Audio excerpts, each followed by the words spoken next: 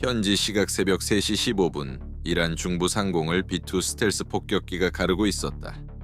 고도는 거의 13,000m. 승무원들은 이미 11시간째 하늘에 떠 있었다. 목표는 단 하나, 이란제 미사일로 가득 찬 강화 지하 탄약고였다. 임무는 계획대로 흘러가고 있었다. 그때 위협 표시창이 번쩍였다. 정보당국이 이 주전에 격파됐다고 확인한 지대공 미사일 포대 3곳이 멀쩡히 살아있었다. 조종석에 침묵이 내려앉았다. 헬멧 너머로 자신의 심장 소리가 들릴 것 같은 그 침묵. 기장은 이미 손을 움직이고 있었다. 위협 관리 시스템의 일환 레이더 가디르의 좌표를 불러냈다. B2의 방어 관리 시스템은 자신을 포착하려는 레이더를 하나하나 분류하고 항법 화면에 겹쳐 표시한다. 가디르는 이란제 장거리 미터파 레이더다. 마치 거대한 주차장을 훑는 탐조등처럼 하늘을 쓸어낸다. 탐조등은 켜져 있고 그 주차장은 유럽 국가 셋을 합쳐놓은 크기다.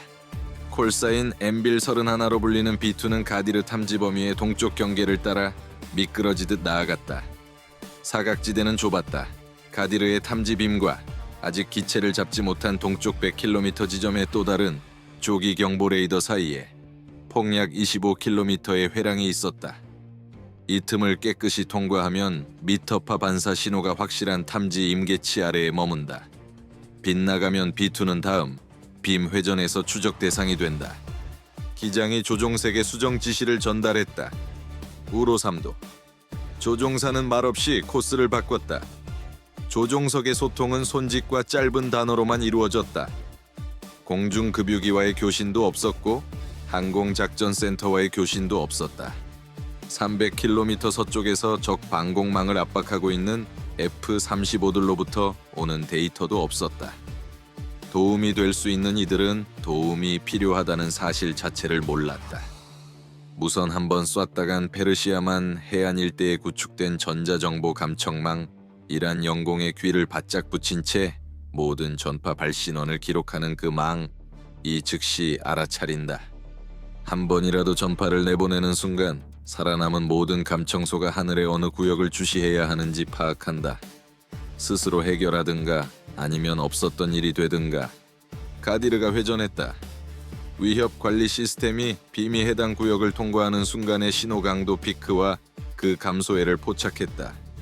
기장은 다음 통과까지의 타이머를 봤다. 스캔 강역 8초.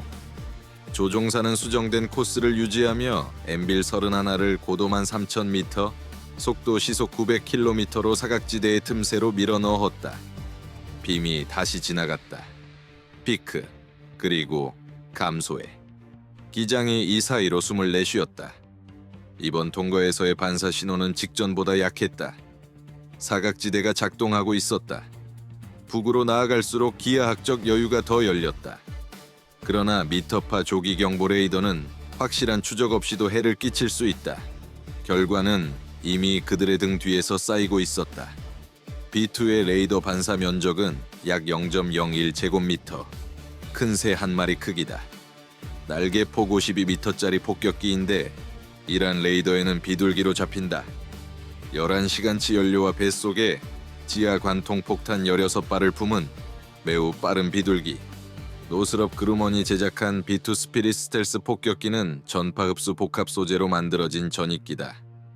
눈에 띄지 않은 채 방공구역에 18톤의 무장을 전달하기 위해 설계됐다. 무급유 항속거리 11,000km, 기체 한 대 가격 약 20억 달러, 총 생산 대수 21대. 목표를 반드시 파괴해야 하고 누가 한 건지 알려서는 안 될 때 공군이 보내는 기체다. 이란은 가진 모든 것을 동원해 이 기체를 사냥하고 있었다. 그리고 인도양이 B2보다 레이더에 더 잘 잡혔다. 스텔스는 투명 망토가 아니다. 시끄러운 사람들로 가득 찬 방 안에 속삭임이다. 레이더 펄스는 전력을 다해 나가지만 돌아오는 반사 신호가 너무 미약해 배경 잡음에 묻혀버리는 것이다. 이란 조기 경보 레이더 운용 병사가 희미한 반사 신호를 잡았다. 한 번 통과. 아무것도 없음. 아담. 역시 없음. 세 번째. 북쪽으로 고고도를 날아가는 유령. 에픽 퓨리. 작전이 시작된 지 한 달이 지난 시점에서 이스파한 방향으로 향하는 불확실한 접촉은 서류에 끼워두고 잊어버릴 수 있는 게 아니었다. 그래서 이 유령이 애초에 나타난 이유가 있었다. B2는 화기관제 레이더. 지대공 미사일 포대가 미사일을 유도하는 센티미터파 데시미터파 시스템을 상대로 설계됐다. 미터파는 완전히 다른 문제다. 파장이 B2 날개 끝과 공기 흡입구의 물리적 크기와 맞먹는다. 파장이 피탐체의 치수와 일치하면 스텔스 성형 설계가 의도한 대로 작동하지 않는다. 신호가 미끄러지지 않고 반사된다. 레이저 포인터로 찾을 때는 철망 뒤에 숨을 수 있다. 빔이 그물코 사이를 통과한다. 그러나 헛간 문짝만한 탐조등이 쏟아질 때는 그렇지 않다. 가디르가 바로 그 탐조등이다. 정밀한 표적 좌표는 얻지 못한다. 방향과 대략적인 고도만 얻는다. 하지만 그것으로 충분하다. 해당 구역에 살아남은 모든 지대공 미사일 포대에 정확히 어느 방향을 봐야 하는지 알려주기에. 보고는 이스파한 방공사령부에 살아남은 유선망을 타고 순식간에 퍼졌고 남쪽 접근로를 방어하는 모든 포대가 구역 경보를 받았다. 승무원은 사각지대를 깨끗이 통과했다. 그러나 그들이 가디르 화면에 남긴 유령은 이미 중요한 모든 이에게 말을 걸고 있었다. 그리고 엔빌 31가 11시간의 바다를 완전 무선 침묵으로 가로질러 온 목표는 여전히 북쪽 100km 너머에 있었다. 이스파한 인근 사파산의 지하 탄약고. 미사일, 로켓, 포탄, 페르시아만의 연합군 기지를 위협하는 이란의 모든 발사 장치를 먹여 살리기에 충분한 양. 아래쪽 드럼형 발사대에 실린 2톤짜리 관통 폭탄 16발은 그곳에 닿기 전까지는 아무 소용이 없다. 엔빌과 투하 지점 사이에는 40분의 이란 영공이 남아 있었다. 손목에 비싼 시계를 찬 채 위험한 골목을 지나는 것과 같았다. 살아남은 방공망 전체가 이제 대략 어느 방향을 봐야 하는지 알고 있었다. 다음 20분은 조용한 구간이었다. 300km의 이란 영공에서 위협관리 시스템은 탐지 임계치 한참 아래의 먼 레이더들만 표시했다. 기장은 폭격 체크리스트를 점검하고 조종사는 자동 항법으로 코스를 유지했다. 고도 13,000m 밖으로는 볼 것도 없었다. 엔진 4기의 굉음이 스텔스 폭격기를 희박한 대기 속 고화음 속으로 밀어붙이는 소리뿐. 청각이 예민해지는 종류의 고요함. B2에서 위기의 첫 신호는 결코 시각적이지 않기 때문이다. 이성이 반응하기도 전에 이로 느끼는 위협 관리 시스템의 경고음이 먼저다. 새 발신원이 화면에 나타났다. 이번엔 조기 경보 레이더가 아니었다. 스퀘어 페어 사격 통제 레이더, 방위각 20도, 거리 80km, S200V1호 분류, 나토 코드명, SAO, 게이먼. 이 포대는 존재해서는 안 됐다. 이 주전 위성 사진에는 이전 진지에 연기 피어오르는 탄음만 보였고 아무도 재정찰을 수행하지 않았다. 그러나 발사 장비는 이미 이스파한 남쪽 위장 엄폐 진지에 자리 잡고 있었다. 3주 전잔해 속에서 장비를 건져낸 포대원들은 연합군이 한 달 내내 이용한 항로 방향으로 미사일을 전개해 놓았다. 그들은 전쟁을 피하고 있었던 게 아니었다. 전쟁을 연구하고 있었다. S200 포대장은 광섬유 단말기로 구역 경보를 받았다. 수중에는 미사일 4발. 레이더를 켜면 방형 200km 안의 모든 대레이더 미사일이 자신의 위치를 알아차린다. 접촉이 실제이고 추적에 성공하면 쏜다. 유령이고 괜히 전파를 내보낸 꼴이라면 구역 안 연합군 항공기 전체에 자신의 주소를 알리는 꼴이 된다. 엔빌의 기장은 두 번째 빔 통과를 기다리지 않고 코스 변경을 지시했다. 북으로 15도, 기술을 스퀘어 페어 쪽으로. 화면의 신호는 각도가 줄고 거리가 늘어나면서 약해졌다. 그러나 긴장을 풀 이유는 없었다. S200은 탐색을 멈추지 않았고 데이터를 망에 공유하는 것도 멈추지 않았다. 대부분의 분석가들이 격파된 것으로 분류한 소련제 60년대 체계. 그 미사일 OV, 이 발은 길이 거의 11m, 3층 건물 높이, 의 중량 7톤, 탄두 중량 217kg을 싣고 마하 3.5로 250km 이상을 날아간다. 스퀘어 페어 사격 통제 레이더는 센티미터파로 작동한다. 어둠 속에 소리 지르며 메아리를 듣는 능동 레이더. B2의 스텔스 형상이 어느 정도 피탐성을 낮추는 주파수지만 근거리에서는 완전한 방어를 보장하지 못한다. 방금 두 차례의 스캔이 80km 거리에서 탐지 능력이 있음을 증명했다. S200 레이더 데이터는 가디르의 최초 경보와 동일한 광섬유 선로를 타고 흘렀다. 구역 정보가 표적 확인 화기관제 데이터로 갱신됐다. 이스파한을 향해 기동 중, 회피 기동 중. 15도 선회는 S200과의 거리를 늘렸지만 동시에 살아남은 모든 포대에 오늘 밤 추적할 가치 있는 무언가가 접근 중임을 알렸다. 덤으로 수정 기동은 16발 폭탄의 전체 조준 계산을 틀어버렸다. 기장이 GPS 좌표를 다시 계산하는 동안 화면의 위협 표시는 2배로 늘어났다. 90초 뒤 위협 관리 시스템이 새 발신원을 그렸다. 방위각 45도, 점점 짧아지는 강역의 펄스. 누군가 빔을 엠빌 구역 쪽으로 좁혀가고 있었다. 이스파한 북동쪽의 바바르 373 지대공 미사일 체계, 미라주사 A, ESA, 사격 통제 레이더로 분류됐다. 바바르 373은 차고의 동작 감지 센서와 같다. 그 자체로는 탐조 등으로 스텔스기를 직접 탐지할 수 없다. 그러나 누군가 정확히 어디를 비춰야 하는지 귀띔해줬다. 가디르가 구역을 줬고 S200이 거리를 줬다. 미라주사는 지금 골목골목을 훑고 있다. 그리고 이건 깔끔한 해결책이 없는 문제였다. 북으로 15도 선회하면 기수가 S200을 향하게 돼 스퀘어 페어에 대한 레이더 반사 면적이 줄어든다. 그러나 S200 방향으로 기수를 향하면 더 성능 좋은 바바르 373에는 옆면을 노출하게 되어 훨씬 큰 반사 면적이 드러난다.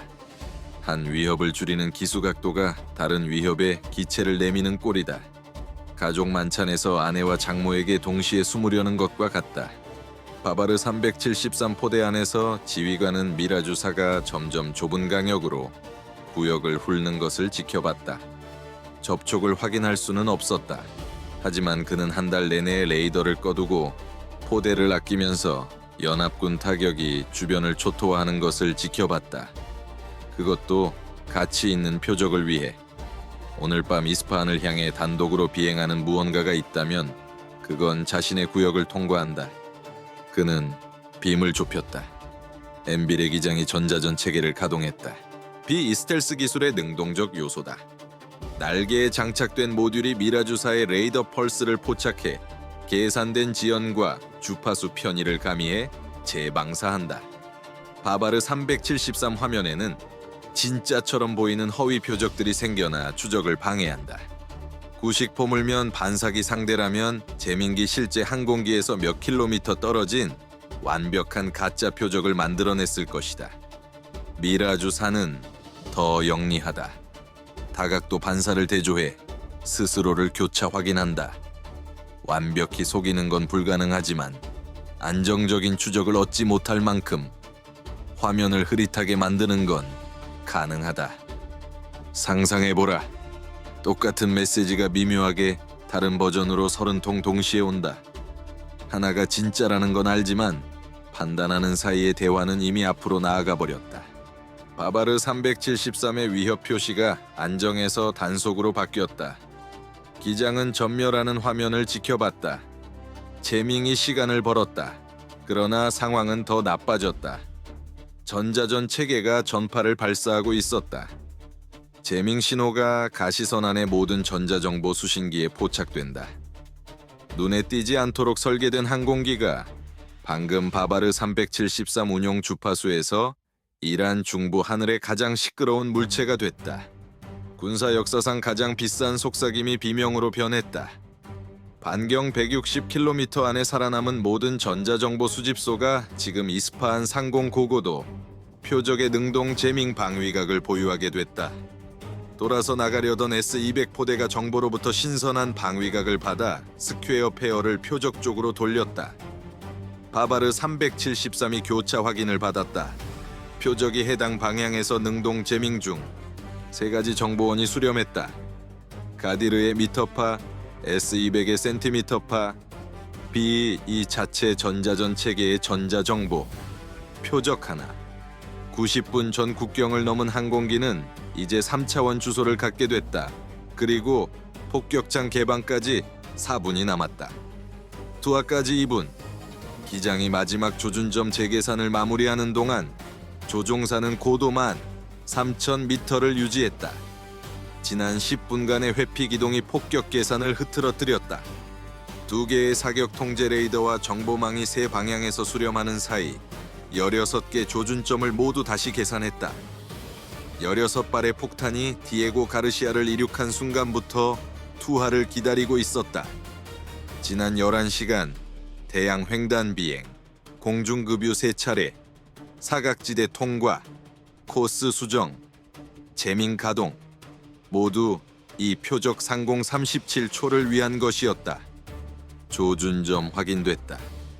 드럼형 발사대가 투하 위치로 회전했다. 폭격창이 열려있는 매초는 지난 1시간 쫓아다닌 두 개의 사격 통제 레이더가 추적을 구축하는 매초다.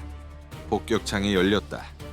B2 승무원 모두가 준비하는 순간이자 항공기의 취약성이 가장 극대화되는 순간, 만호부 경로를 보장해온 스텔스 형상의 효과가 10초 동안 사라진다. 레이더 반사 면적이 새 한 마리에서 소형 항공기 수준으로 급증한다. 폭격창이 활짝 열려서 20억 달러짜리 스텔스 공학이 단순히 문 하나가 열린다는 사실에 10초 동안 무너진다. 역사상 가장 비싼 숨바꼭질. 이란 중부의 모든 레이더가 갑자기 폭격기의 내부를 보게 됐다. 드럼형 발사대, 폭탄 동체, 스텔스 코팅이 가리도록 설계된 모든 에너지를 반사하는 구조물들. 바바르 373 운용병의 화면이 순간적으로 깨끗해졌다. 단속 접촉이 안정적인 추적으로 바뀌었다. 항공기, 남쪽 방위각, 고도만 3,000m, 그리고 교전 허가를 요청했다. 포대장 앞에는 지난 한 달간 모든 이란 방공 장교들이 체득한 판단이 놓여 있었다. 사격 통제 레이더를 가동한 포대 절반이 90초 안에 하름 대레이더 미사일을 받았다. 발사를 위해 가동한다는 건 요격 미사일이 아직 발사대를 떠나기 전에 자신의 레이더 빔을 따라 역방향으로 날아오는 하름을 각오한다는 뜻이다. 하름은 항공기를 쫓지 않는다. 레이더를 쫓는다. 지대공 미사일 포대가 전파를 내보내는 순간 하름이 신호를 포착하고 발신원을 향해 날아간다. 다람쥐 냄새를 맡은 개처럼. 다만 이 다람쥐는 300kg이 넘고 음속의 2배를 훨씬 넘는 속도로 날아온다는 점을 빼면. 그러나 접촉은 실제였고 바로 이스파한 상공이었다. 그는 교전을 승인했다. 엔빌 내부에서 드럼형 발사대가 순환했다. GBU-31 합동 직격탄이 하나씩 이란의 밤하늘로 떨어져 나갔다. GPS 포착, 조종면 전개. 각 폭탄이 독자적으로 타냐고 단지의 자신의 조준점을 향해 나아갔다. 방금 무기 격실을 떠난 것들은 무엇인가? GPS 유도 정밀 유도 폭탄 16발, 각 폭탄 후미에 GPS 안테나와 조종면 4장이 달려 초당 10번 궤도를 수정한다. 유도 시스템은 투하 전의 표적의 GPS 좌표를 고정하고 놓지 않는다. 휴대폰 지도 앱에서 위치를 저장하는 것과 같다. 다만 그 위치 표시가 2,000파운드짜리의 탄착 속도로 날아온다는 점만 다르다. 각 폭탄 안에는 인치 두께 단조각 관통 탄두, 250kg의 TNT, 지연 신관이 들어있다. 충격 순간에 폭발하지 않는다. 엘리베이터처럼 층수를 세며 적당한 깊이를 기다린다. 보통 폭탄은 망치다. 표면을 내리쳐 위쪽에서 에너지를 퍼뜨린다. 관통 탄두는 화물 열차가 박아 넣는 레일 스파이크다. 철근 콘크리트 1이 미터를 먼저 뚫고 들어가는데 모든 힘이 집중된다. 사파산의 탄약고는 일반 항공 공격을 버티도록 건설됐다. 동시에 날아드는 레일 스파이크 16개를 버티도록은 아니었다. 기장은 이미 북동쪽에서 발사대에 장전되고 있는 사야드 세대에 할 수 있는 게 없었다. 남은 폭탄 투하 카운트다운을 지켜보며 최대 취약 시간의 초가 흘러가는 것을 기다릴 뿐이었다. 최대 피탑 노출 10초. 폭격창이 닫혔다. 살아남은 이란 방공망 전체에 10초의 기회가 있었다. 그중 4초가 교전 허가 확인에 소요됐다. 바바르 373의 화면이 다시 잡음으로 가득 찼다. 미라주사가 방금 전 표적이 있던 텅 빈 하늘을 바라보고 있었다. S-200이 동시에 추적을 잃었다.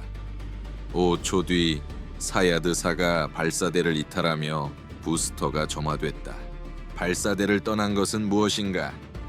이란제 장거리 요격 미사일, 고체 연료 2단 로켓으로 마하사점호까지 가속하며 요격고도 한계 27,000m 이상, 유도 방식은 반능동 레이더 호밍. 미라주사의 반사 에너지를 따라 날아간다, 냄새를 따르는 개처럼. 다만 이 개는 1800kg이고 50m 방역 내 모든 것을 파괴하는 근접 신관 파편 탄두를 싣고 있으며 사거리 200km다. 요격 미사일은 어떤 이란 화면에도 더 이상 존재하지 않는 표적의 마지막 확인 위치를 향해 질주하고 있었다. 유령을 쫓고 있었다. 사야드 사는 수 100만 달러짜리 미사일로 발사되기 4초 전에 사라진 접촉을 추적하고 있었다. 테헤란 어딘가에서 누군가는 이걸 어떻게 보고서에 쓸지 벌써 고민 중이었다. B2는 이미 남양 코스에 올랐다. 온 만개한 시간을 들여 수렴한 그 구역을 빠져나가는 새의 속삭임. 바바르 373 포대장이 끝까지 알지 못한 것이 있었다.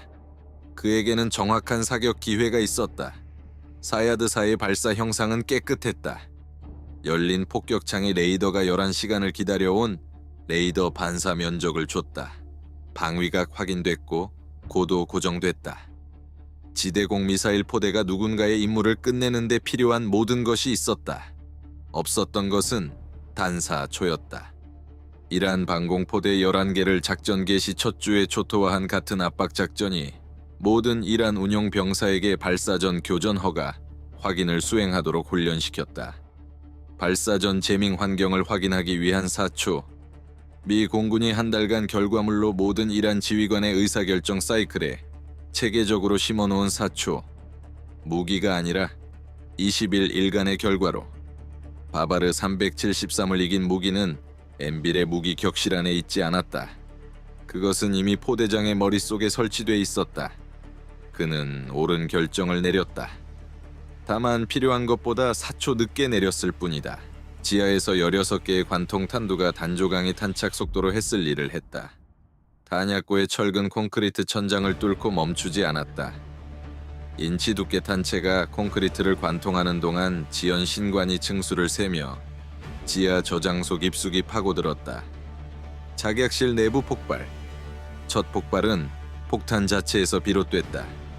그러나 그 뒤를 따른 것은 탄약고 자체였다. 저장된 미사일이 먼저 점화됐다.